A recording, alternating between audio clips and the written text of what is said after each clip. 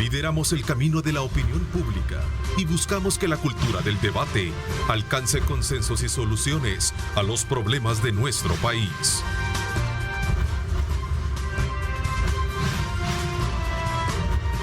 Diálogo con Ernesto López, edición especial.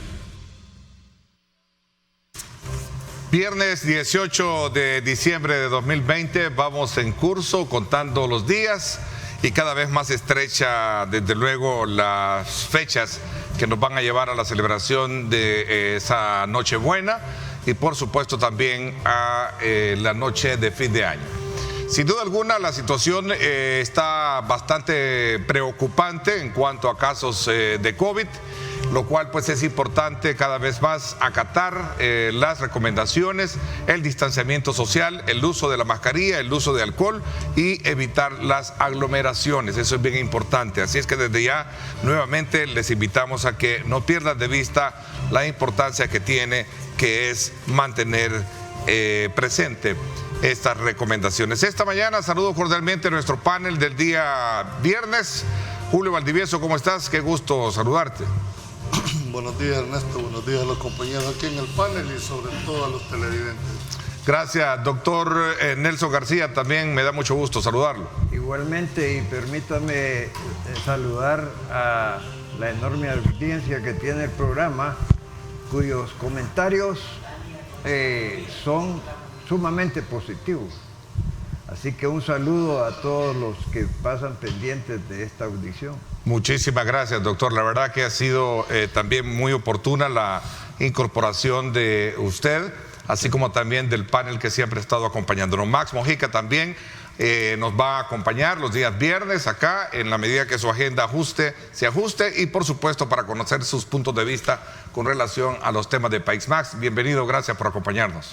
Gracias, Ernesto, gracias a ti por invitar. Yo creo que la participación en este tipo de paneles permite a la ciudadanía tener análisis de diferentes puntos de vista, así que muchas gracias por permitirme estar aquí. Así es, y en efecto vamos a tener la incorporación también de Tania Pastor, abogada de la República, en su momento vía Zoom, que estará con nosotros también participando de este análisis y de este debate que vamos a tener hoy en día.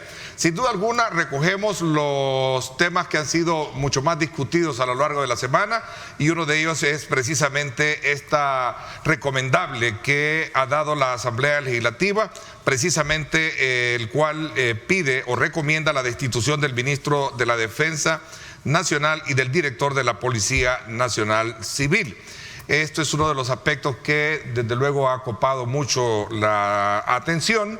El día de hace 5 horas, por cierto, el presidente de la República en su cuenta de Twitter ha dicho, bueno, recomendar si pueden, lo pensaré unos segundos.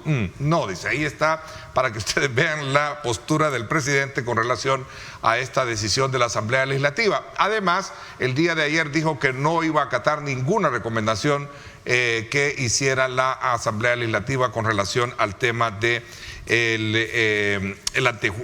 el proceso judicial y la destitución de estos funcionarios. Esto lo dijo ayer en el marco de una visita que hizo precisamente al oriente del país, en el sector del Mozote, donde conversó con sus habitantes. A ver, ¿cuál es la postura de ustedes? Doctor, comienzo con usted. Bueno, en primer lugar yo quisiera señalar que hay una desinformación programada para todo el pueblo salvadoreño. El titular de un periódico no decía que era un recomendable, sino que la Asamblea había procedido a destituir, ¿verdad? Así, palmariamente. Entonces, ya con esto de que lo que realmente se ha hecho es un recomendable, pues ya se tiene la opinión de quien puede aceptar o no esa recomendación. Por otro lado, también dentro de las noticias se señalaba que pensaban imputarle a esta persona el delito de sedición.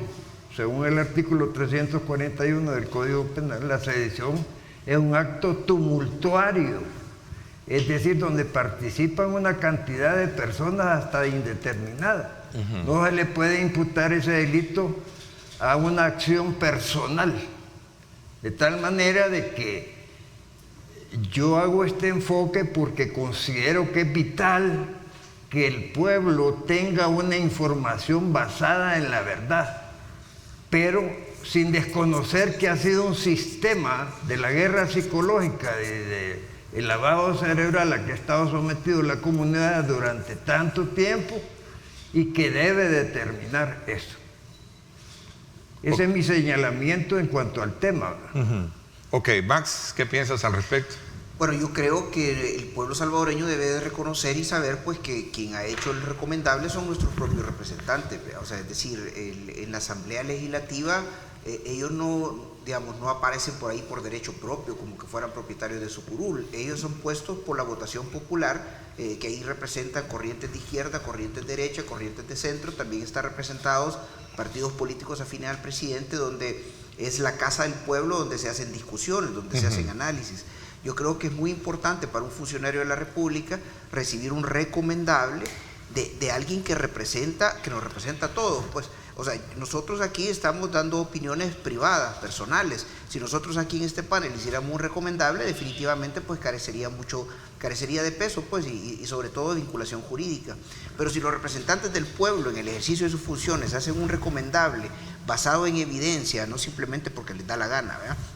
Basado en evidencia, yo creería pues que el presidente de la República bien haría de tomar en cuenta esa recomendación, digámoslo de esa forma, y no simplemente de una forma, digamos, ciertamente ligera, decir, mire, yo no le voy a hacer caso en una aparición pública que se hace inmediatamente después de que el recomendable ha sido emitido, donde no se le ha dado suficiente análisis, suficiente profundidad, probablemente ni siquiera se haya leído, ¿verdad? Entonces yo sí creo que entre los órganos del Estado debería de evitar existir fricción y procurar más la armonía que necesitamos todos en el país. Ok, me parece que ya Tania está con nosotros vía plataforma Zoom. Tania, buenos días, gracias por acompañarnos. Hola Ernesto, muy buenos días a ti y a toda la audiencia de Megavisión, aquí en diálogo con Ernesto López, por supuesto, a los tres panelistas con quien ahora comparto. Creo que es la primera vez que hay una mujer. Megavisión sí, en el panel que estuve anteriormente habíamos 2 mujeres, 2 hombres, y esta vez en este panel pues me dan la oportunidad a mí, lo agradezco mucho y va a ser un placer compartir con ustedes en esta mañana en los siguientes minutos. Sin duda alguna será de mucho aporte, reconociendo el conocimiento, la profesionalidad y lo ecuánime que han sido tus análisis que has dado en cuanto al abordaje de las temáticas del país, y por esa razón distingue la presencia de tu persona precisamente en uno de los principales programas de opinión y de alta influencia en la opinión pública en el país. Así es que bienvenida. Tania, ¿qué te parece esta decisión de la Asamblea Legislativa que recomienda destituir al director de la Policía Nacional, Mauricio Arriaza Chicas, por los acontecimientos que ocurrieron el 9 de febrero? Bueno, a mí me parece primero que para que la población tenga un poco más clara la situación, hay que analizar que esto es una facultad comprendida en el artículo 131 de la Constitución, en el ordinal 37, donde se establece que los resultados de las comisiones especiales, cuando se trata de seguridad pública de jefes de Estado, pues la resolución va a ser vinculante, pero lo limita a unas circunstancias. Esas circunstancias son cuando haya una grave violación, o dice graves violaciones a los derechos humanos.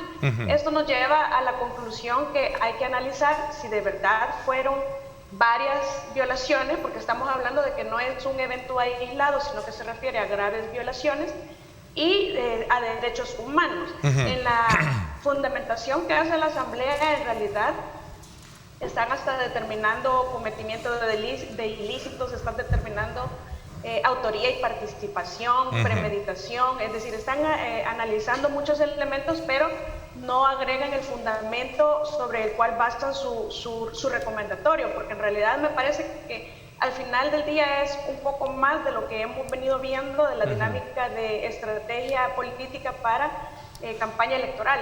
Lo que se está buscando es en realidad un nuevo proceso. Yo no estoy defendiendo al director de policía, pero me parece que la estrategia clara al final del día, con lo que sucedió de remitir también a la Fiscalía por 3 delitos, uno de ellos ni siquiera existe, es en realidad buscar un segundo proceso penal para entonces ya no otorgarle medidas al director de policía, porque uno de los efectos de un segundo proceso es precisamente que no se le otorguen medidas. Entonces a mí me parece que lo que se va buscando es un segundo proceso penal para que quede detenido el director de policía y quede cesado de sus funciones, porque al final eso es lo que se ha buscado, que cese de sus funciones. Sin embargo, ya será la sala la que tenga que dirimir, porque, por lo menos en mi opinión, no creo que se reúne esa categoría de graves violaciones a los derechos humanos. Ok, interesante las primeras intervenciones que cada uno de ustedes ha logrado dar. Vamos a conocer la de Julio Valdivieso. A ver, Julio, ¿cuáles son los elementos que te hacen comparecer frente a estas argumentaciones, o hay elementos que te distancian de las posturas que han asumido tus compañeros de mesa? Bueno, nuestra Constitución establece dentro de la parte orgánica de la misma las facultades y atribuciones que cada órgano de Estado tiene en base a la Constitución. Y dentro de estas está precisamente establecer comisiones especiales e interpelaciones y que hayan resultado. Creo que mis antecesores han establecido básicamente dos conceptos.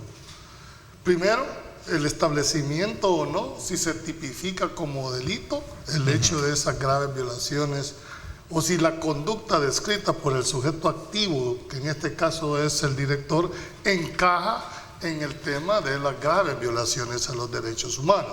Esa es la parte de fondo que se supone que si hay una decisión definitiva de la Asamblea es porque debieron analizar pruebas de cargo, pruebas de descargo para llegar precisamente al establecimiento de esta. Sin embargo, cuando esto se llegue a determinar, el artículo es claro, no puede uno venir a decir, mire, ese artículo no existe.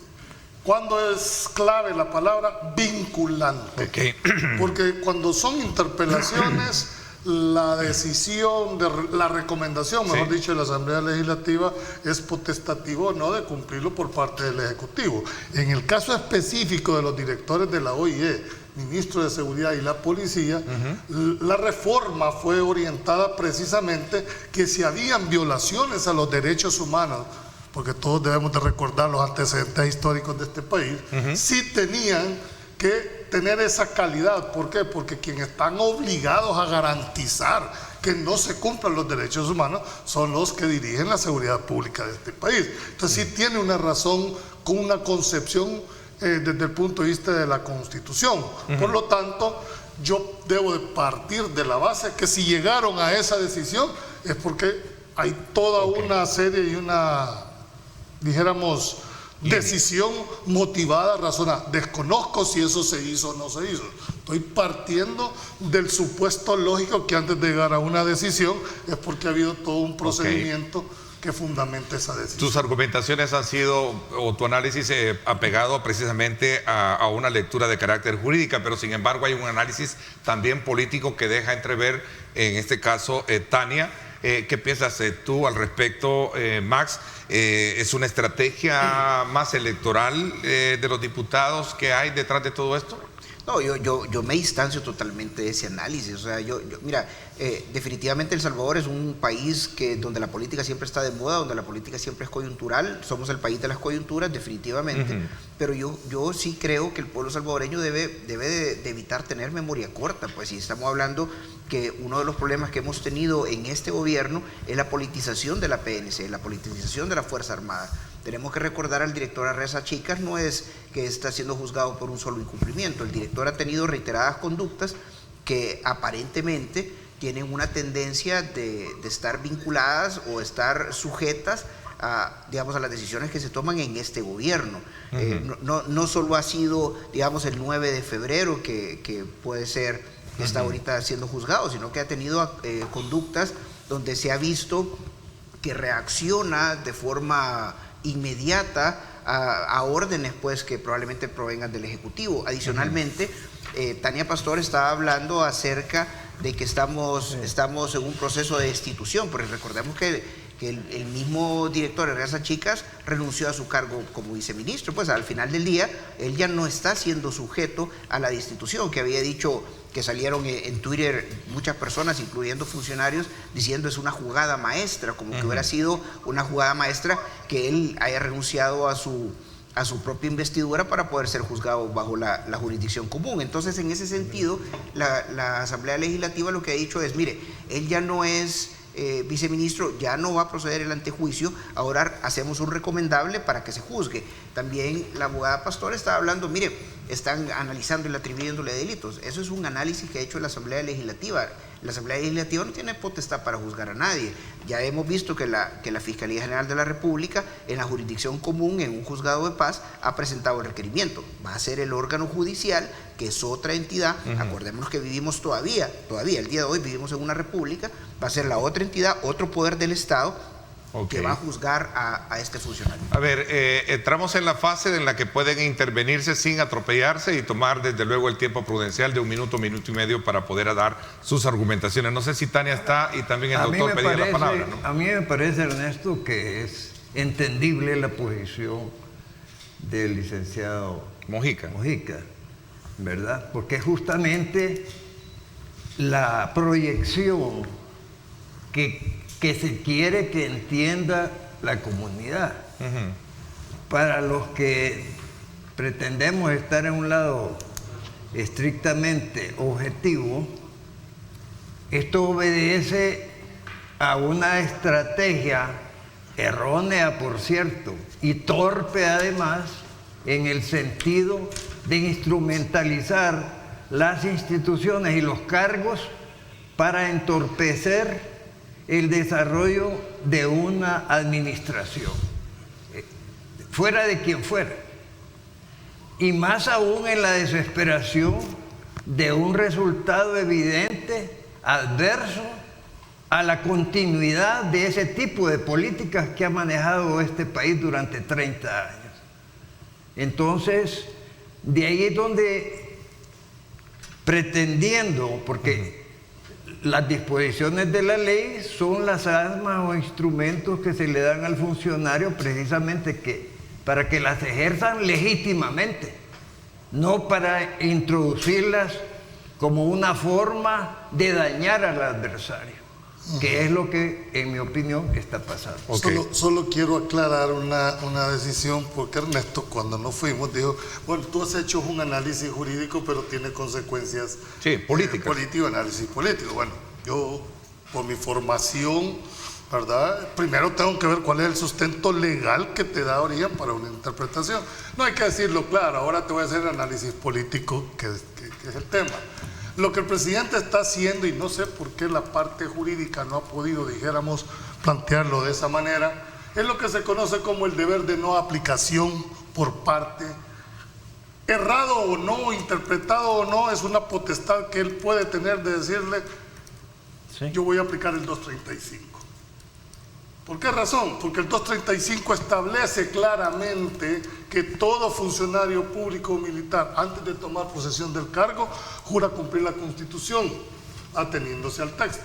Hay que diferenciar el control difuso que tienen los jueces cuando declaran inaplicable una ley a un caso concreto. Los demás funcionarios, teóricamente, se definen como el deber de no aplicación. Por supuesto que el hecho de no aplicarlo tiene consecuencias que van a ser dirimidas en un momento determinado en una sala de lo constitucional. Pero no sé en realidad que esa fundamentación no se pudo haber establecido. Ese era tu análisis político, que creo que era lo que tú estabas apretado, pero dejé primero sentado la parte. Lo comparto completamente, lo que acabas de exponer. ¿Cómo? Lo comparto, este enfoque que tú acabas de hacer. A ver, Tania.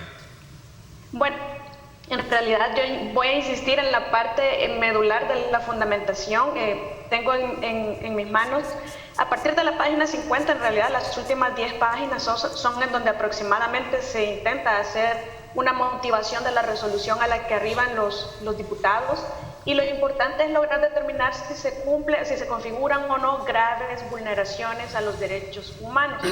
Y ellos hablan en realidad desde el inicio, desde la página 50, en donde está su fundamentación de las conclusiones, hablan siempre de una puesta en peligro de la democracia, puesta en peligro de la representatividad, puesta en peligro de la seguridad de las personas. Entonces, no es lo mismo, por ejemplo, una conducción temeraria o una conducción peligrosa y poner en peligro, es decir, un peligro abstracto o concreto, como cada quien tenga a bien considerarlo, la vida de las personas que pudieran estar en el trayecto donde va esa persona que conduce peligrosamente, a, en realidad, asesinar a alguien. Eso es una diferencia muy sustancial que en realidad me parece que va a tener que valorarse más adelante y que es una de las razones por las cuales es contradictorio el dictamen, porque o es puesta en peligro o es una grave vulneración. Y eso sería una grave vulneración, porque ellos refieren a que las vulneraciones vienen desde antes y dan por sentado que en realidad ellos fueron acosados en sus casas de habitación por parte del director de policía y que también hubo puesta en peligro este domingo. Yo nunca he defendido lo que sucedió ese día, me parece que fue un completo exceso y que la Fuerza Armada en realidad hay que respetar la historia. Sin embargo, allí no habían diputados a quienes habían una cantidad de diputados mínima, no fue a toda la Asamblea Legislativa. Sin embargo, tendría que ser una serie de acciones, no un evento aislado, sino que además de este evento, otro evento y varios eventos en donde la dinámica común sea la vulneración de derechos humanos, es decir, es un comportamiento consuetudinario del funcionario, y eso es lo que convierte la decisión en vinculante, no es el capricho de que yo me siento agredido y por eso es vinculante. Pero hay que fundamentar. La licenciada Chiquet dice que no se recuerda. Tal vez le voy a recordar. Lo que pasó fue que llegaron gente armada de la PNC y de la Fuerza Armada acompañando al presidente de la República a invadir la Asamblea Legislativa. Eso pasó el 9 de febrero. Yo sí me acuerdo. Y de hecho perdone, Max, ¿usted estuvo ahí? Porque yo sí estuve ahí y lo que usted está diciendo lo tengo que desmentir. Pero yo tampoco he estado en la Segunda Guerra Mundial y sé lo que pasó, doctor. No. Si hay cosas históricas. Pues no, porque esto necesita... Yo tengo que estar en todos los eventos. Mire, para saber. Usted, obviamente, y no es esa la función en la que he venido yo a desmentirlo, porque mi participación en esto, aparte de ser voluntaria, es de agradecimiento a poder precisamente combatir estos conceptos como el que acaba de poner ahí en el highline, de que ordenan inmediata. ¿Cómo es eso que ordenan? ¿Cómo un periodista puede poner eso sabiendo que no es posible jurídicamente ni legalmente? Entonces yo estuve ahí y le puedo dar fe, como ya está, de que usted dice, llegaron soldados armados y policías armados, y que no siempre andan armados, pues. ¿Pero qué tienen que es hacer como a la que Asamblea? dijera, llegaron policías uniformados y soldados uniformados. ¿Pero qué tienen que ir a hacer a la Asamblea, entonces, doctor? Esta dimensión encaja, por supuesto, es que yo entiendo que encaja en la teoría de ver cómo se le crean problemas al Ejecutivo, ¿verdad? Es que el Ejecutivo pero debemos de hacerlo sobre bases reales, al menos. No. Max. Mire, sobre bases reales, hablemos de bases reales. Llegaron Fuerza Armada, que no tienen nada que ir a hacer a la Asamblea Legislativa. Llegó la PNC acosando a los diputados el 9 de febrero para llevarlos a la fuerza a la Asamblea Legislativa. O sea, el tema de la reiteración de la violación de los derechos humanos ya no es un aspecto. Él ya no es viceministro, es un director de la policía, él es un funcionario que, según la Fiscalía General de la República, está siendo juzgado por incumplimiento de deberes, por actos arbitrarios. Va a ser los juzgados comunes quienes los tienen que someter a juicio. Lo que pasa es que estamos desnaturalizando el enfoque. Sí. Aquí lo que estamos viendo un hecho puntual que ha venido en el análisis que planteó la licenciada Pastor, que para que se tipifique esas, esas graves violaciones a los derechos humanos, tiene que haber una reincidencia o una conducta reiterada de un funcionario que lo haga caer. Esa es la valoración que está haciendo Tania. Yo debo de entender que si hay una decisión, me imagino que eso fue una discusión. Pero al margen de cualquier interpretación que podamos hacer aquí, hay una decisión que ya está tomada. Ahora, ¿qué es lo que nos toca hacer a nadie? Si esa está sido fundamentada, no con base a lo que yo creo o a lo que yo pienso, es si esa decisión razonada, fundamentada, tiene asidero legal o no tiene asidero legal, porque va a ser controvertida en otra instancia donde ya no hay valoraciones de carácter político, Tania, sino de carácter jurídico. Tania, tiene micrófono abierto y puedes intervenir en cualquier momento que, como parte de las reglas tenemos siempre en el programa. Pueden intervenir sin atropellarse, así es que tienen la palabra los cuatro. Sí, perdón, Tania. Gracias. Tania, ¿sí? O el doctor quería opinar, no sé. No, el doctor quería opinar. Ok, doctor. No, yo estoy de acuerdo con Julio, ¿verdad? Es decir, de nada le sirve inflar estos globos publicitarios que cuando se llega a la cuestión concreta, como es ese proceso que se ha iniciado en un juzgado de paz, cuando se llegue a la valoración profesional de los hechos, el fiasco va a ser tremendo. Ok, o sea, a criterio de ustedes entonces lo que hay en el trasfondo de todo esto es una estrategia de tipo política electoral. Pero es que es tan elemental, ¿verdad? Es tan elemental. ¿Pensarlo así? Pensarlo así que es tan evidente, ¿verdad? Que pensar lo contrario lo que crea es justamente un crecimiento de la adversidad a quienes sostienen eso. Lo que pasa es que aquí te vas a someter a un control jurisdiccional. Todas las valoraciones de carácter político quedan atrás. Sí. Para mí, si la decisión jurisdiccional es contraria a las pretensiones de la Fiscalía, va a ser un duro golpe, precisamente porque no te... Pero puede darse a lo contrario. Si le fundamenta y le decreta la detención, ¿verdad? Aunque le dé medidas sustitutivas, ¿verdad? Le va a certificar entonces un accionar de la Asamblea.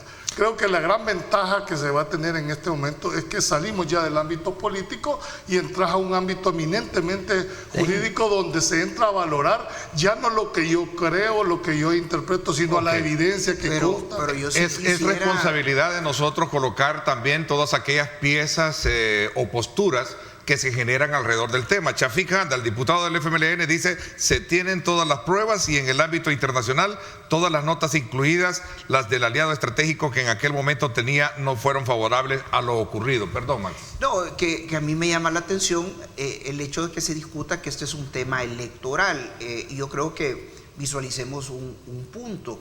Para que sea un tema electoral, este ataque debería ser para un correligionario de Nuevas Ideas o para un funcionario que pertenezca a ese partido. Hago la pregunta, entonces partimos del punto que el director de Raza Chicas es de Nuevas Ideas o forma parte de ese equipo Tania. de funcionariato, porque si es un funcionario X, si es un funcionario llegado ahí por meritocracia, que sin ninguna vinculación partidaria, ¿por qué vamos a decir que un ataque electoral si es un funcionario? Si viene tomado un funcionario y lo sustituimos. Sí, yo coincido. Perdón, Tania hizo su planteamiento. Sí. No podemos hacer un análisis apartado de lo que estamos discutiendo con los resultados y las tendencias que han traído las encuestas. Es decir, cuando nosotros escuchamos a un representante de la CID Gallup establecer que en realidad en El Salvador la gente no diferencia entre Nuevas Ideas y Nayib Bukele, sino que la gente ve como Nuevas Ideas a Nayib Bukele, entonces Nayib Bukele representa todo lo que representa el partido según la percepción de la ciudadanía. En ese sentido no es que el director sea un cargo político o no es político, es que es un cargo nombrado por el señor Bukele, por el presidente de la República, y en la medida que es presentado por él, apoyado por él, porque es su director de policía, entonces eso es lo que hace la vinculación con el partido. Al final del día sí me parece, yo continúo con la idea que se trata de un tema electoral, un tema de dañar la imagen del contrario, y es un juego en el que están todos, no solamente es la Asamblea Legislativa. Entonces ahí es donde entra la dinámica. Y yo yo todavía voy más allá y tengo una teoría que en realidad la Asamblea Legislativa es un suprapoder en El Salvador y lo ha sido siempre en la medida en la que las elecciones de los funcionarios de segundo grado no cumplen prácticamente ninguna con todos los requisitos constitucionales y jurisprudenciales, entonces estamos hablando que los diputados hacen nombramientos a sus perfecciones de intereses partidarios por conveniencias políticas, y a la sala no decretar estas inconstitucionalidades, la sala al permitir estos nombramientos inconstitucionales, porque los hemos visto reiterados y que continúan en la actualidad. Entonces, al final del día, lo que se construye o lo que se ha construido y lo que hemos tenido en El Salvador es una Asamblea Legislativa como un suprapoder, si consideramos que además ellos nombran a la sala de lo constitucional, a todas las salas, a todos los magistrados. Entonces, ¿qué es lo que pasa cuando nosotros vemos, por ejemplo, un caso que va para los jueces de paz o para magistrados, para quien sea, en contra del director de policía, y donde todas las personas que eventualmente van a conocer del caso son funcionarios de segundo grado o de alguna manera indirectamente electos por los diputados? A mí me parece que hay que hacer la valoración correcta y esto no lo podemos apartar de lo político partidario, precisamente sobre todo a las puertas de unas elecciones el próximo año. Fíjate que yo quisiera decir que coincido con el licenciado Mojica de que este no es un problema electoral, es cierto. Este es un problema de combate estructural. Es decir, el sistema se ve amenazado por esta corriente que ha llegado al gobierno en el sentido, incluso avalado por el hecho de que están tratando de hacer un proyecto de nueva constitución, ¿verdad? Pero a lo que apunta la controversia es a eso que acaba de mencionar la licenciada Pastor, en el sentido de que hay un vicio estructural que ha mantenido la corrupción en este país. ¿A través de qué? De la utilización del poder superior de la Asamblea, nombrando y volviendo dependientes prácticamente a los demás funcionarios, como la historia lo ha demostrado: Fiscalía, Procuraduría de Derechos Humanos, Corte Suprema de Justicia, etcétera, etcétera. Ok, Max y Julio, ¿quieren reaccionar o vamos a la pausa y regresamos con el seguimiento de ustedes? El sistema que se está defendiendo solo es el sistema republicano, de 3 poderes. O sea, un sistema que dice, mire, señor presidente, nosotros no estamos sumisos, no somos sumisos a las decisiones del Ejecutivo. Yo creo es el sistema que se defiende. Lo que se tiene que defender son principios, no situaciones. ¿Cuál es el principio que defendemos? El de la libertad. El principio de democracia. Es decir, eso es lo que tenemos que en realidad todos defender, no a una acción particular. Yo no defiendo personas, defiendo principios. Así es. Ok, voy a la pausa comercial.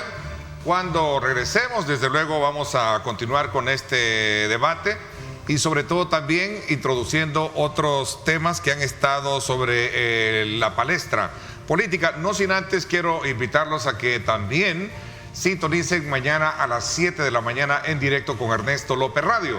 Vamos a tener un interesante debate con candidatos a diputados, en este caso por el partido Nuevas Ideas. Dania González estará con nosotros el día de mañana a las 7 de la mañana. También nos va a acompañar Pati Muñoz, candidata a diputada por el FMLN, y Claudia Valenzuela, candidata a diputada por el partido Nuestro Tiempo. Así es que no se pierda el día de mañana, sábado, a las 7 de la mañana, sintonizar en directo con Ernesto López Radio. Ahí está precisamente la presencia de Claudia Valenzuela, candidata de Nuestro Tiempo, Dania González, Nuevas Ideas, Pati Muñoz del FMLN. Mañana, 7 de la mañana, por 107.7 Fuego y por supuesto a través de transmisión en vivo en Facebook Live. Así es que no se lo pierda.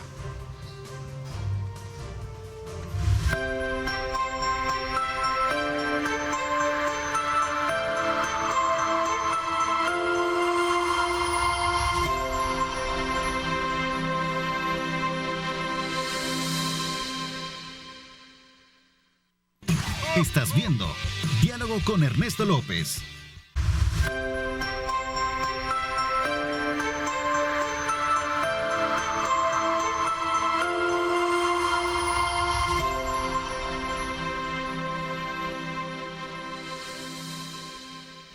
Gracias nuevamente por estar con nosotros a esta hora de la mañana. Gracias también por estar dándonos sus insumos pertinentes a través de las redes sociales con sus comentarios. A ver, no sé si cerramos este ciclo con la intervención que habíamos tenido anteriormente en cuanto a los fundamentos por los cuales tomó la decisión la Asamblea Legislativa para poder recomendar la destitución del director de la Policía Nacional Civil, o en este caso también basado en los principios que cada uno de ustedes ha planteado de los diferentes argumentos que existen alrededor de todo esto, si son de carácter político o si tienen sustento verdaderamente jurídico. Análisis del resultado de las recientes encuestas electorales. Otro elemento importante que creo que es verlo desde el ángulo de ustedes. Me gustaría conocer el punto de vista. Vamos a entrar contigo, Julio. Bueno, las encuestas ahí están. Eso refleja la fotografía del momento. Pero más que la fotografía, yo siempre he creído que refleja la percepción ciudadana positiva o negativa de la gestión de lo que se está evaluando. Refleja claramente, ¿verdad? Hay que decirlo con toda la objetividad, la preferencia que está teniendo hasta este momento, y digo hasta este momento porque hasta ahí está la encuesta, la aceptación que está teniendo, yo no diría sin desmerecer y no se va a interpretar mal el tema de Nuevas Ideas, pero creo que el empuje que le da a Nuevas Ideas es la figura del presidente. Es decir, sobre la base de la figura del presidente se está fortaleciendo la estructura, dijéramos, de este partido que hoy incursiona por primera vez en la política. ¿Cuál es el gran reto que va a tener? Sostener eso que está ahorita en este momento hasta las elecciones. Ernesto, en política las percepciones son realidades, y si la realidad y si la percepción cambia, cambia la realidad. Por lo tanto, el reto para Nuevas Ideas va a ser mantener esa percepción para la ciudadanía. Segundo, ¿verdad? Estamos a 2 meses de una elección. Muchos ya habrán tomado la decisión, otros están dudando. En fin, hay toda una valoración, dijéramos, del accionar. Vendrán situaciones en que van a afectar o positiva o negativamente. Por ejemplo, muchos de los candidatos, alcaldes y diputados que llevan Nuevas Ideas creen que por el hecho de ir bajo la bandera de Nuevas Ideas ya ganaron. Eso no es tan así. Eso lleva un buen porcentaje, por supuesto. El plus que les otorga el presidente es bueno. Pero si no llevan desarrollado para un trabajo territorial, no hay propuestas legislativas, no hay propuestas de alcaldía, esto no es por homos y que se le va a pasar al otro. A mí estas encuestas me recuerdan la estatua de Gerardo Barrios, porque como mencionan de que es una foto, ¿verdad? Que es la foto del día, resulta que si usted llega a la plaza, siempre va a tomar la misma foto, pues, porque es constante el nivel de decisión que demuestran esas encuestas. Pero no es por el presidente en sí mismo, no. Yo quiero acotar que son los hechos del presidente o del Ejecutivo, porque también no solo él los ha realizado, sino todo ese equipo que ha demostrado estar preocupado de las funciones que le han encomendado. Y para la gente, con mucha satisfacción o con mucha novedad. Esa es parte.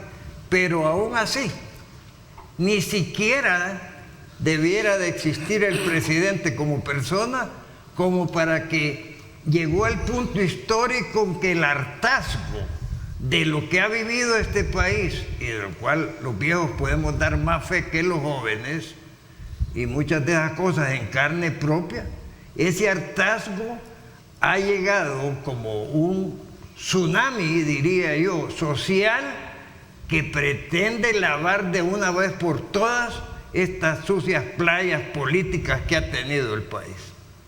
Así veo yo ese punto de referencia que le llaman encuesta. Bueno, pensemos en las encuestas, pues, ¿qué es lo que te dice la encuesta? Que hay una tendencia mayoritaria del presidente que tiene simpatías. Yo creo que todos estamos sabedores de que eso ocurre, pero veamos los números. En realidad tiene un 97% de preferencia, eso es mentira. En realidad el 97% del pueblo lo apoya, eso es mentira. Son percepciones creadas y que para eso sirven las encuestas que el presidente mismo paga, porque son pagadas por él, obviamente no con su dinero, pues, sino con el dinero de nosotros. Ahora, el punto es el siguiente. ¿Con cuánto votos ganó Nayib Bukele en la presidencia de la República? Con el 27% de los votos de los salvadoreños. O sea, es decir, 1/4 parte de los salvadoreños con derecho a voto lo apoyó en las encuestas presidenciales, en las votaciones presidenciales, que en la realidad es la verdadera encuesta. ¿Qué pasó? Nayib Bukele ganó, entonces las encuestas tenían razón. No se puede interpretar de esa forma. Si yo digo, miren, yo como analista, y aquí tengo la evidencia de las encuestas, va a ganar este partido de fútbol 20-0, y después ese equipo de fútbol gana, pero 1-0, entonces yo digo, es que yo tenía razón. No, espérame, vos dijiste que iba a ganar 20-0, ganó 1-0, sí, ganó el partido, pero no 20-0. Entonces las encuestas le están generando la percepción a la gente de que es inevitable el gane de Nuevas Ideas. Las encuestas le están generando la percepción a la oposición que mejor ya no hagan nada, hombre, que tiren la toalla, lo cual es lo peor que puede hacer los partidos políticos como Arena, como el FMLN, como Nuestro Tiempo, como Vamos, que son, o como el PDC, que son partidos políticos que llevan a personas interesantes, propuestas interesantes para la Asamblea Legislativa. Tienen oportunidad de ganar, tienen respaldo popular. Lo que pasa es que existe todo un aparataje de parte del Ejecutivo para decir, no hombre, si esto ya ganamos. Incluso deslizo una idea para los señores televidentes y por supuesto para el panel que la discutamos. Estas encuestas no estarán sirviendo como una preparación para gritos de fraude cuando no en las urnas no resulte esos famosos 71 diputados que están hablando en Twitter que van a tener. Porque que Nuevas Ideas va a tener una buena representación en la Asamblea Legislativa, por supuesto, pero que va a tener 70 diputados, eso es matemáticamente imposible por el sistema de cocientes y residuos que tenemos en El Salvador. Entonces yo les digo, las encuestas pagadas no representan la realidad. Ese es mi punto de vista. Okay, por ejemplo, la prensa gráfica, ¿cree usted que es pagada? Mire, todas las encuestas de entrada porque, pues tienen un componente económico. Pagarle a los adversarios, entonces estamos en un mundo más hipócrita que el que yo me imaginaba. Pero estamos hablando que la encuesta... O la universidad, es decir que una universidad... El país de Nuevas Ideas, mire, es imposible. me parece un agravio para una universidad de la calidad de la UCA que alguien diga que le han pagado esa encuesta. Mire, me parece un agravio para una universidad como la Francisco Gavidia que se diga eso. Es decir, estamos tratando con instituciones que nos merecen algún respeto. Que leer para... Usted está poniendo palabras en mi boca. Yo no he dicho que la UCA está pagada, doctor. No dije que la encuesta, y no son los que han hecho las encuestas. Pues estamos hablando de la CID Gallup, que es la última que ha hecho y no la pagó el presidente, pues. No, la UCA, le estoy mencionando puntualmente la UCA, la prensa gráfica, la Francisco Gavidia. Y tampoco he dicho la Gavidia ni la prensa, está hablando de la UCA. Veamos, Tania, ¿cuál es tu punto de vista? ¿Cuál es tu punto de vista con relación a esto? Cuando yo hice referencia anteriormente a las encuestas, yo analizo las encuestas en su conjunto, no una encuesta por aparte, que es la de la CID Gallup. En realidad esta hay que analizarla también como trasfondo el resultado que dio la UCA, porque en realidad sí hay un hartazgo que se demuestra que viene desde el 2018 en las urnas expresado por los ciudadanos y que se continúa representando en este momento y que parece que va a replicarse en el 2021. Pero también está la encuesta de la UFG, la encuesta de la prensa gráfica, está la encuesta que hizo PUCA también, y la del CID Gallup. Es decir, yo creo que lo más importante por parte de todos los actores es primero aceptar la realidad. Hay una realidad muy clara y es que la ciudadanía se está expresando, que hay un hartazgo y que el hartazgo es claramente dirigido hacia dos partidos políticos que han gobernado el país en los últimos años, que son los que tradicionalmente han estado en el poder, y también refleja, a mí me preocupan mucho los resultados, por ejemplo en la UCA, que también reflejan el desconocimiento de la población en cuanto a los votos nulos, en cuanto a la cantidad de diputados que tiene su departamento, qué es lo que tienen que elegir, que si tienen solamente 10 para la libertad, que si marcan 11 se anula su voto. Hay un desconocimiento muy profundo sobre esta materia en la ciudadanía que se reflejó en la encuesta de la UCA, y quizás el punto más importante para que retomemos en la discusión es que se estableció con los resultados que la gente en su mayoría se ha decantado no por los partidos que tengan cero corrupción, porque incluso identifican algunos niveles de corrupción dentro del partido Nuevas Ideas, lo cual, si no tienen ningún cargo público, pues es extraño que se haga esa valoración, pero también el hecho de ser nuevos hace entendible el resultado de que estén muy arriba en las encuestas, que se mantengan y que la tendencia permanezca.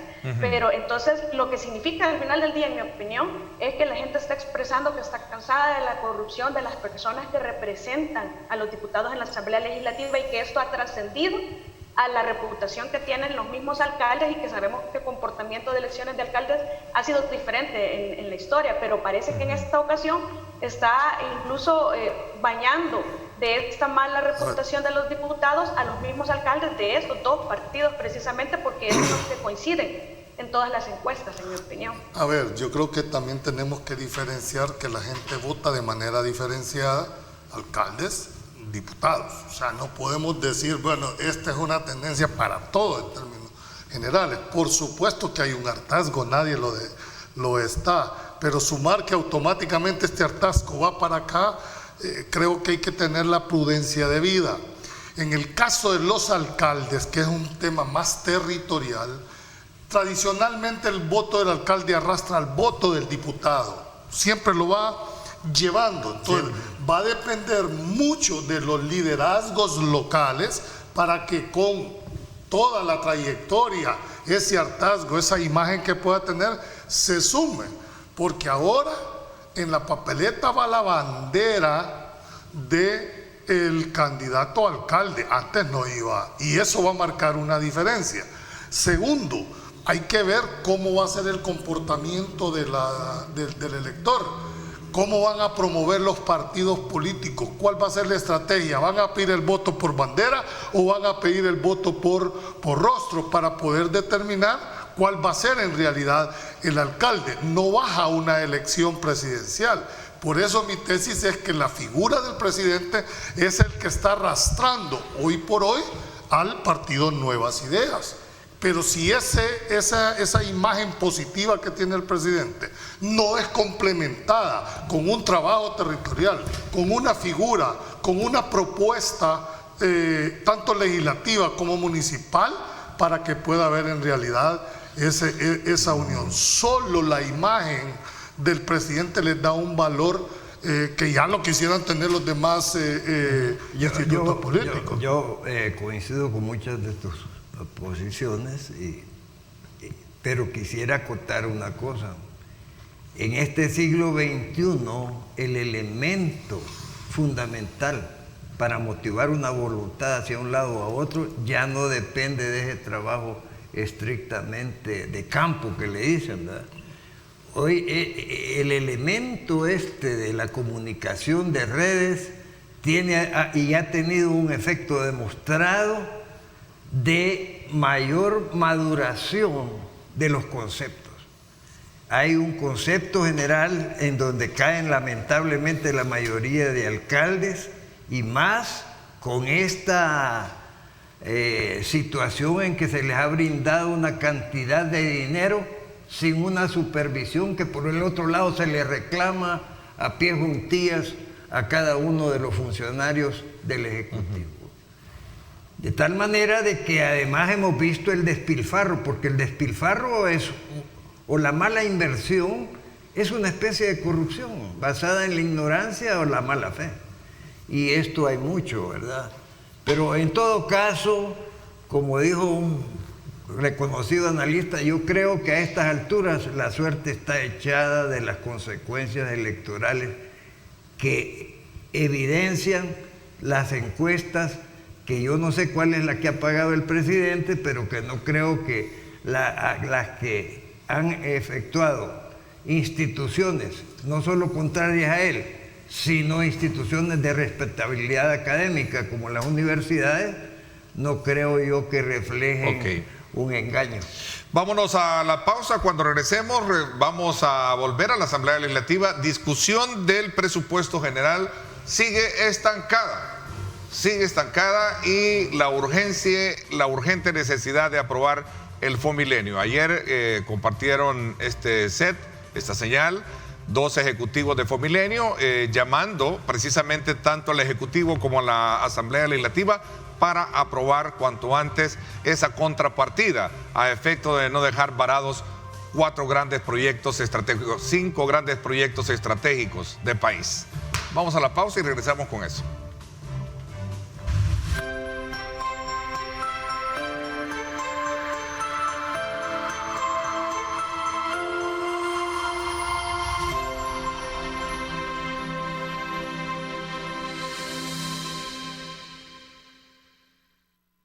Estás viendo Diálogo con Ernesto López.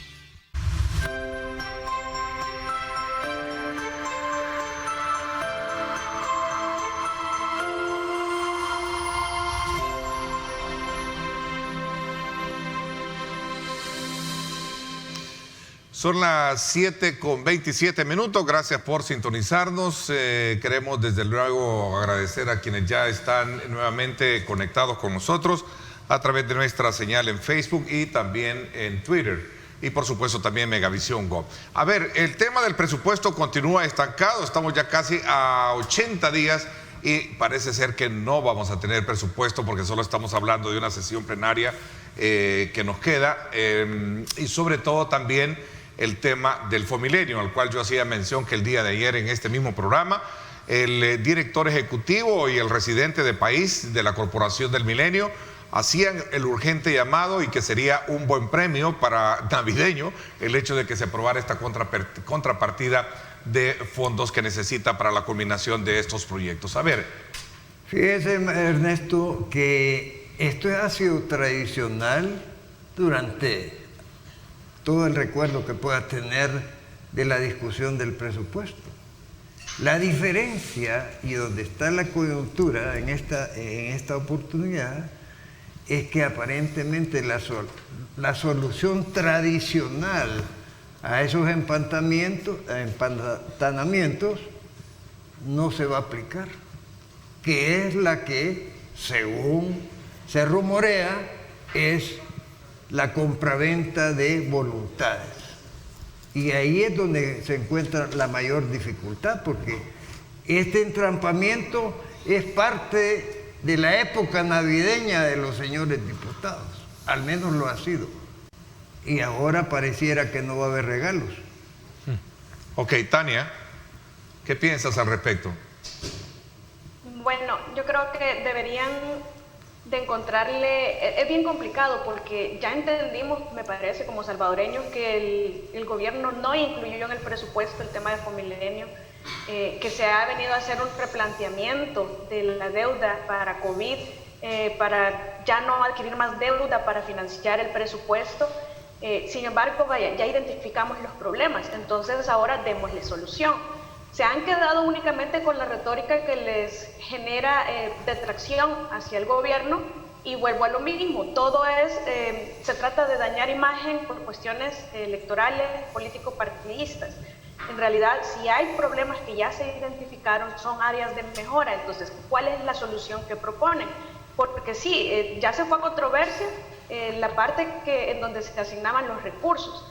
Entonces, pero hay que solucionar, el problema persiste, el problema nada más se ha trasladado, se ha dislatado, ya hay vamos a hacer hasta en abril, tenemos la prórroga para completar la contrapartida, entonces eso significa que hay tiempo para maniobrar, entonces aquí es el momento importante, ¿qué van a decidir los partidos que tienen fracciones mayoritarias en la Asamblea Legislativa como estrategia frente a los resultados de las encuestas, frente al sentimiento de la población y frente también, por supuesto, a su responsabilidad que tienen como legisladores, porque el problema es que no se ha separado bien la función que tienen como legisladores de la parte que tienen que ver cómo sobreviven como partidos políticos ante los resultados de las encuestas.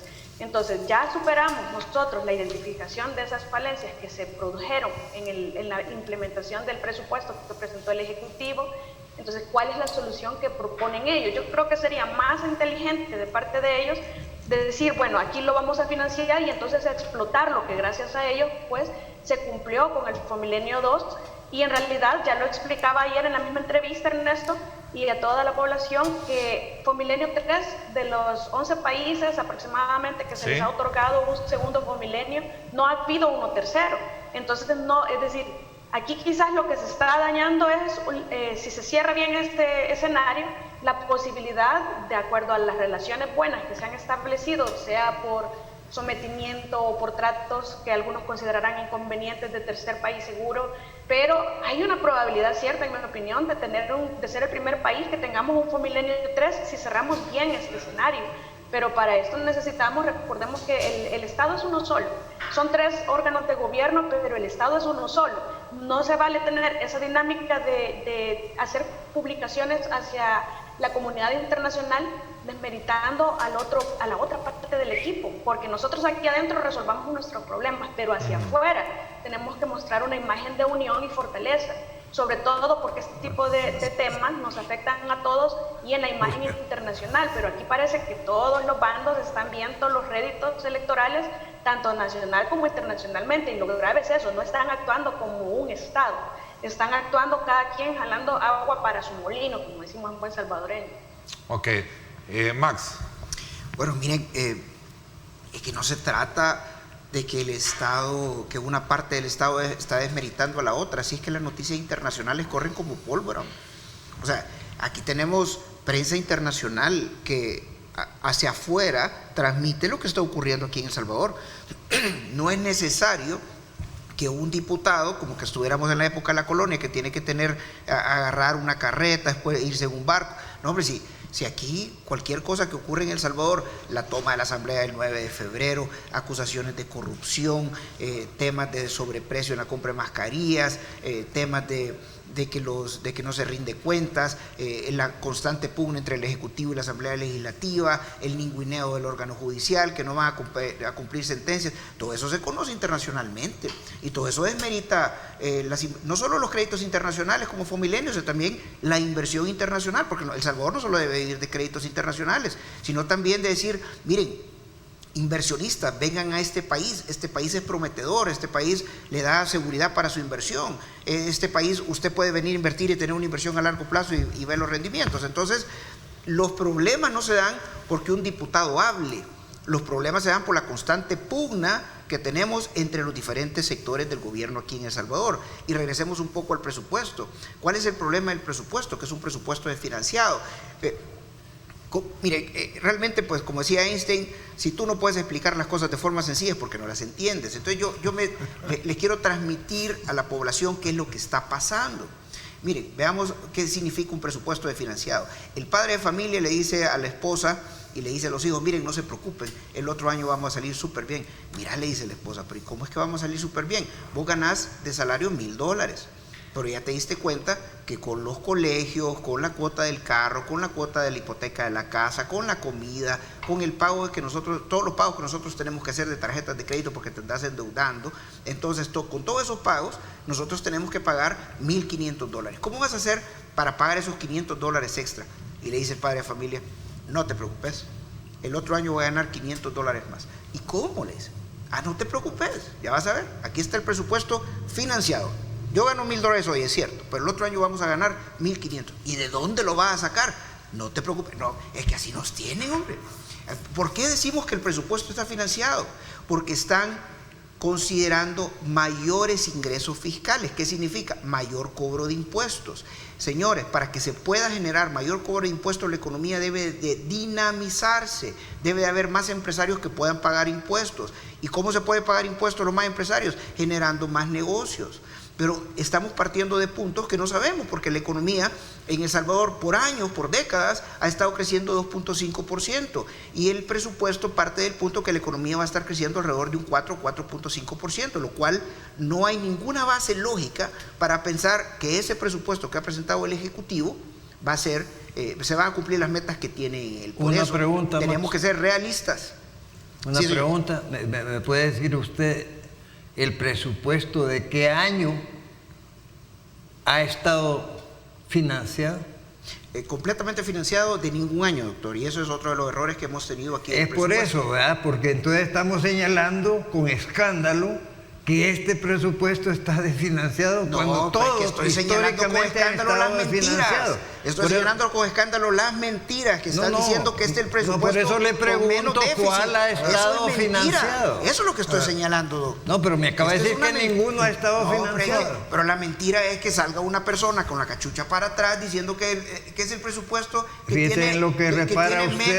tiene menos necesidad de financiamiento en historia, lo cual es mentira. Bueno, mire, me parece poco serio reparar en cómo anda alguien vestido o no anda vestido. La esencia de este país ni siquiera son las personas, ni siquiera los individuos.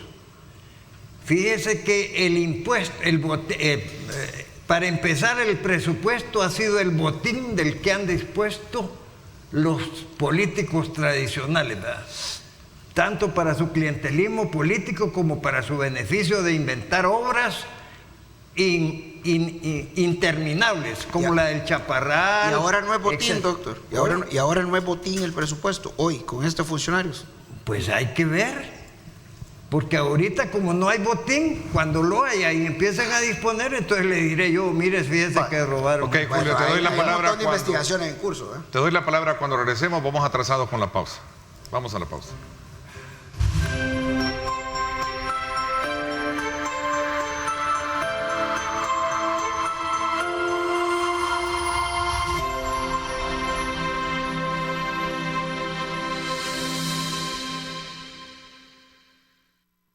Estás viendo Diálogo con Ernesto López.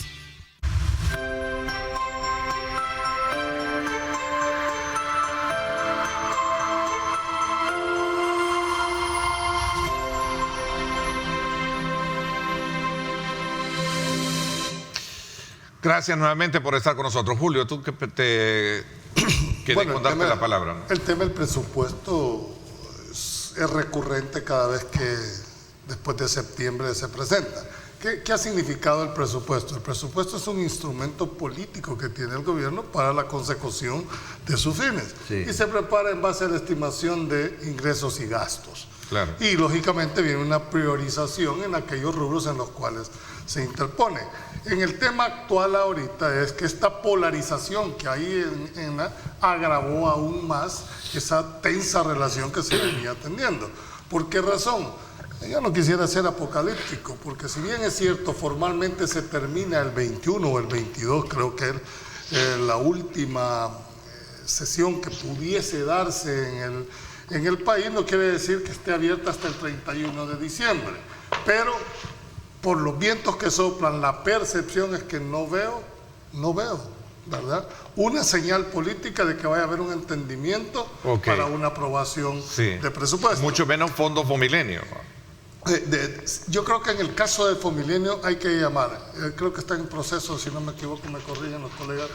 Pueden convocar a una sesión extraordinaria, creo, según. Claro, lo que pasa es que hay poderes formales, claro, y hay poderes fuera de... Mira, Julio, pero sería una lástima. Yo ayer, si no te entiendo, que hay poderes internacionales. Y hay que decirlo con toda la propiedad. Sí, Julio, yo ayer incluso lo conversábamos contigo en esta cámara, hacía un poco retomando la postura de los ejecutivos de Fomilenio y de la Corporación del Milenio, de exhortarle a la Asamblea Legislativa que sería una lástima que no se aprobaran estos fondos, y perder estos proyectos. Tal vez deben de decírselo en inglés. Mira, pero perdón, tal vez me he perdido o vivo en otro país, porque no ya estaban aprobados y se lo gastaron. Pregunta. O sea, es que aquí pues sí, pero es que ese es el dilema. Mientras uno dice, ¿a quién le vas a creer? No, pues es que le vamos a creer a los números, si ya están aprobados. Uno planteaba esa tesis, bueno, ¿y aquí quién está diciendo la verdad? Lo que pasa es que hay como mucha información en el ámbito que muchas personas no saben en realidad cuál es la verdadera situación. Hubo una aprobación de una redistribución de los recursos en los cuales fue vetada. Se superó y ahorita está en la sala de lo constitucional discutiéndose la constitucionalidad o no de ese decreto que tú estás planteando. Bueno, pero si necesitaban los fondos, ¿y para qué los veta? Pues? Bueno, pero esa es una facultad que no le puede dar al presidente. O sea, estás diciendo que te doy los fondos, te doy los fondos, lo veto y después digo que no me dan fondos. Te voy a poner lo que dije el señor López. Pero todo el tema ya no es legal, hombre, el tema es político, entendamos. Ok. Entonces, bueno, como yo soy político, me dan fondos, los veto y digo, miren, los diputados son malos, me quieren bloquear. No, Max, lo que yo te digo que cuando dije el tema es de político en cuanto al abordaje del presupuesto. ¿Tú crees que va a haber presupuesto? Tiene que haber, Julio, si es un órgano de gobernabilidad. Mejor dicho, ¿crees que van a aprobar el presupuesto?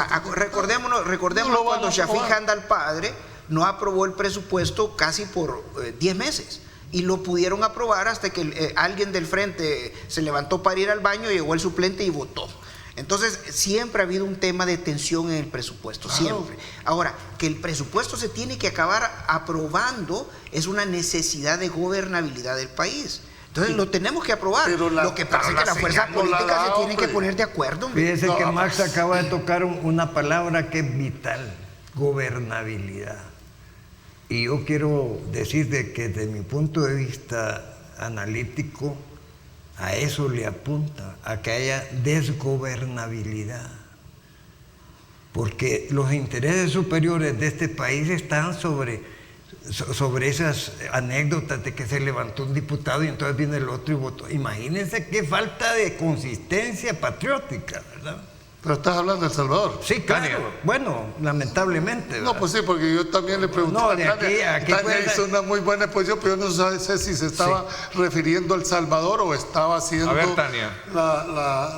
Porque lo que estás planteando es otra cosa. En realidad, me parece que no hay gobernabilidad precisamente por el dato que alguien extrajo, ya no recuerdo quién fue, que antes hacían negociaciones. En realidad nosotros estamos acostumbrados que el presupuesto siempre ha sido una negociación del partido en el gobierno con la oposición que está con su mayoría en la asamblea, y eso lo vimos en el 2018, incluso diputados que mencionaron que la negociación del presupuesto para el 2019 había sido precisamente el nombramiento del fiscal general de la República. Ahí es donde habla la sala en su jurisprudencia de conveniencias políticas y de repartos de cuotas partidarias. Y en el 2019, como ya no había que negociar, yo tengo la idea que hubo una amnistía fiscal por la misma época que se aprobó el presupuesto. Es decir, aquí lo que no tiene el gobierno es con qué negociar con la asamblea, porque la asamblea está acostumbrada a hacer ese tipo de negociaciones. Entonces ese es uno de los aspectos que en realidad ha llevado a esta confrontación que donde dice el licenciado Valdivieso, ya los puentes dinamitados se los llevó el río.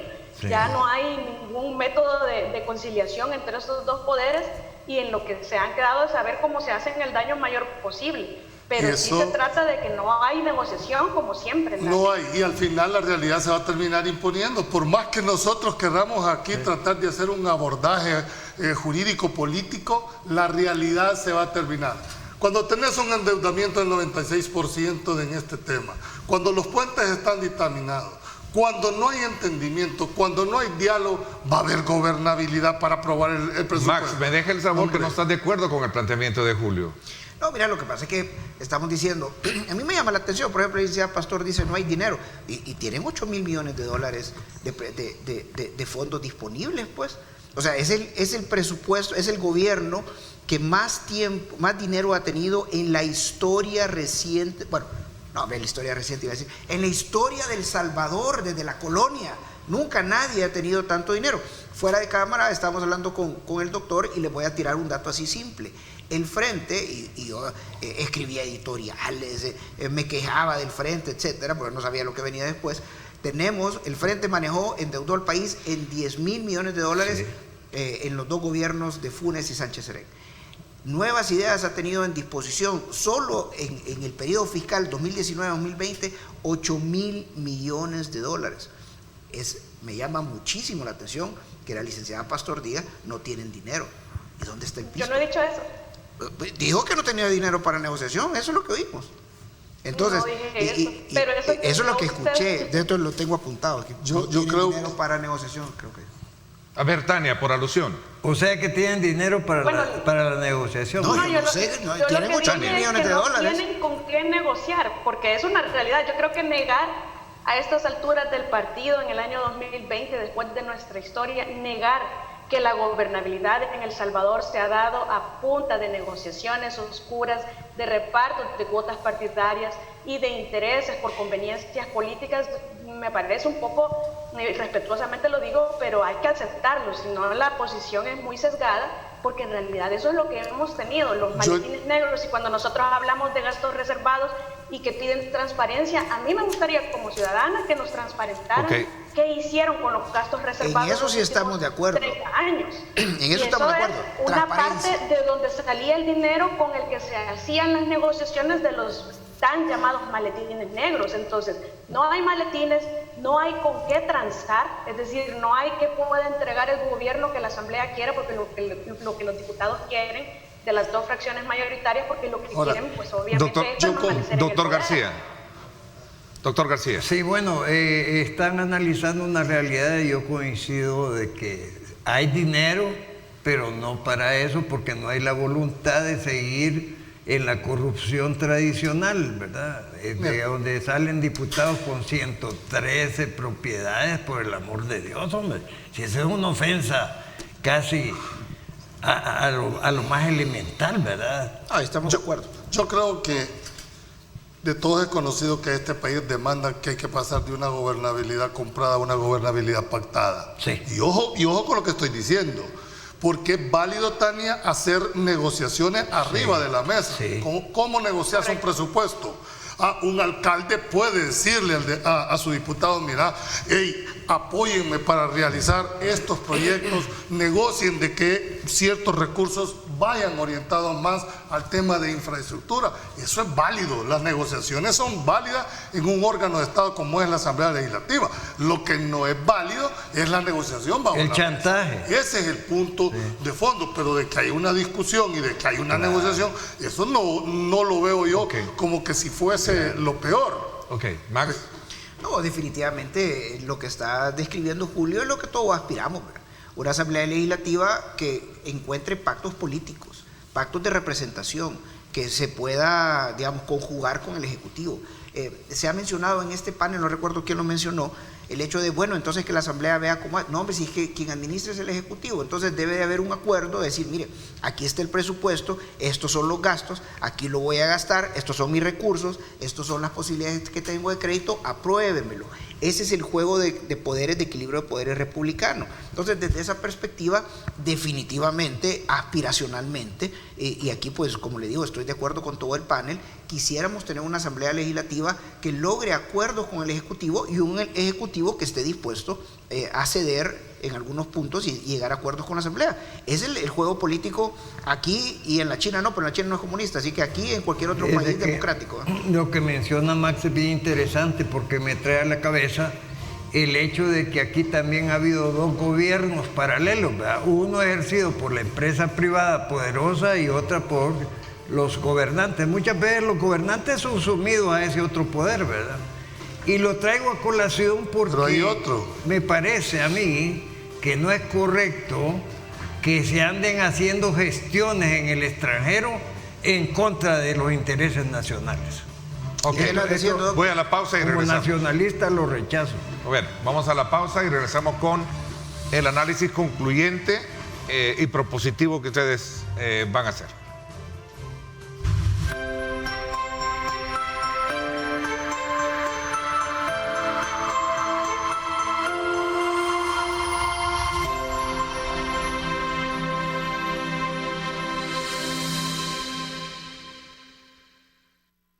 Estás viendo Diálogo con Ernesto López.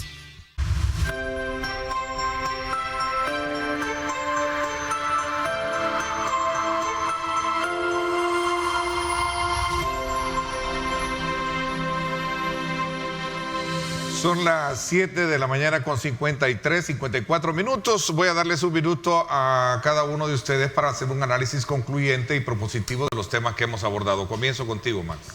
Bueno, realmente pues yo creo que es un llamado, ya que tengo el privilegio de estar en las cámaras, a las personas que vayan a votar. Uno de los problemas que nosotros tenemos aquí en El Salvador es que nos quejamos. Hay personas que yo represento de forma difusa, que no pueden venir a una cámara. Entonces aquí estamos diciendo las ideas de lo que nos consideramos oposición. Entonces es un llamado para las personas que no están de acuerdo con el gobierno que vayan a votar. Ya no es cuestión de votar por bandera, que me caen mal, que la corrupción histórica. El tema aquí es ir a votar por renovar nuestro sistema de gobierno, nuestra forma de gobierno. Hay personas nuevas en la papeleta, se puede ahora ir a votar por rostro. Entonces aprovechen la oportunidad de ser representados y si todos queremos cambiar la Asamblea Legislativa, pues que se cambie la Asamblea Legislativa. Pero no se va a cambiar quedándote tú en la casa. Así que este es un llamado pues para que imaginémonos una asamblea que nos represente. Vamos a tener una asamblea que no va a ser genuflexa, sumisa, hincada, como dicen algunos jóvenes de Nuevas Ideas. Es que nosotros vamos a llegar a apoyar al presidente, pues esto es casi dar un cheque en blanco. Nosotros lo que queremos es peso y contrapeso. Si tú sos de izquierda, hay nuevos rostros en la izquierda. Si tú sos derecha, hay nuevos rostros en derecha. Así que lleguemos todos a reformar la Asamblea Legislativa y a procurar que continuemos viviendo en una república. Ok, doctor. Sí, a mí me parece que ya es tiempo de dejar esa fantasía de los pesos y contrapesos que no son reales, ¿verdad? simplemente son la fachada de algo escondido que nunca ha beneficiado al pueblo salvadoreño. Esa bandera que me parece a mí que no debe ser absolutista de que alguien porque está gobernando y me simpatiza siempre va a tener la razón, eso no se puede tolerar porque no es cierto. Entonces, pero que se necesita una armonía de los diferentes intereses e ideologías, eso sí es vital, y por el momento lo que hay es todo lo contrario. Ok, Tania, 30 segundos porque ya se nos fue el tiempo. Sí, yo solo me quedo con el llamado reiterado a todos los órganos de Estado que reduzcan sus presupuestos, sus gastos, austeridad, estamos en pandemia, los gastos hay que reorientarlos a lo más importante y sobre todo ese exceso, esa grasa en el Estado sobre las contrataciones. Yo creo que los tres órganos tienen una obligación fundamental con la ciudadanía de reducirla y eso se puede plantear para el próximo presupuesto. Ok, Muchas interesante. gracias por la invitación. Gracias. Vamos a ver, Julio. Yo creo que, sin ser apocalíptico, no tengo una señal de que esto vaya a un diálogo para un mejor entendimiento en el tema presupuestario. Ojalá me equivoque y pido a Dios equivocarme, pero las señales que están dando no van por ahí. Creo que es más una reflexión a los tomadores de decisiones. Ya no es ni el Ejecutivo ni el Legislativo, es el país el que está en este momento de cara a la parte internacional sobre el cumplimiento en el caso específico de Fomilenio. Yo albergo la esperanza de que el doctor, cuando dijo que habían poderes paralelos, también hay otros poderes supranacionales que pueden de alguna manera ejercer el control o ejercer un tipo de presión para llamar a la cordura, para llamar a la reflexión y ojalá por el bien de este país que prevalezca esa sinceridad y esa prudencia. En Grupo Megavisión y este servidor nos sentimos satisfechos y como siempre comprometidos de ofertarle a nuestros televidentes los diferentes ángulos que tiene un tema en particular. Y por esa razón quiero decirles y expresarles mi agradecimiento a ustedes como panelistas que han ingresado a formar parte precisamente de este staff, de este programa que gracias a nuestra audiencia tiene una alta incidencia en la definición de políticas y de opiniones en nuestro país. Así es que, doctor García, muchísimas gracias. Tania, también a ti, muchísimas gracias. Saludos a la familia. Gracias, Julio, y gracias también a Max Mojica también, que está con nuestros aportes. Gracias, pásenla bien y como siempre recuerden lo más importante. Lideramos el camino de la opinión pública y buscamos que la cultura del debate alcance consensos y soluciones a los problemas de nuestro país.